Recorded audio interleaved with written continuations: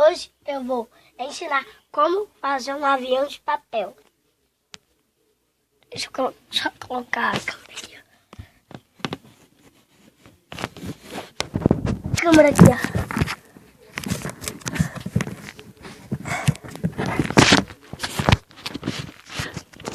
Vocês estão me vendo, galera? Tá. Vocês estão me vendo? Aqui, ó.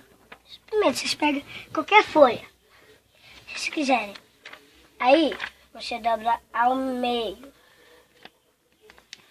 Você dobra ao meio. Aí, depois disso, você abre. Você pega essa ponta e coloca ela aqui, ó. Aqui. E depois, você pega outra ponta e também com ela. Depois, você pega a outra ponta. Nossa! Tem como. Pega outra ponta e coloca. Depois tu pega, coloque ela aqui. Aí depois tu pega mais ponta, e pega qualquer ponta. Aí tu coloca ela aqui, ó. Aí pega outra ponta, tu coloca ela aqui. Aqui. Depois disso, ficou errado.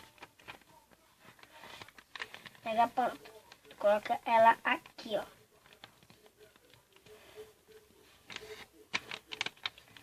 Coloca a ponta aqui. Aí você pega a outra. E você coloca ela. Coloca a outra aqui. Aí pega. Coloca aqui. Coloca aqui. Aí depois você pega, vira e faz assim. Aí você aperta.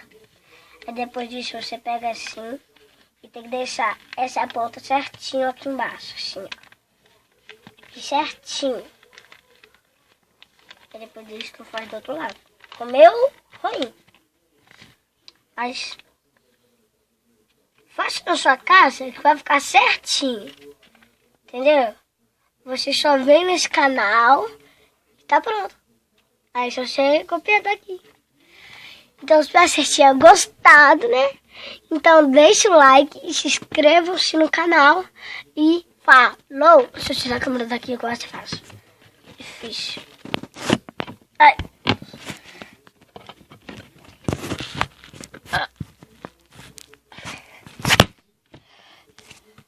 Tem vídeos aqui.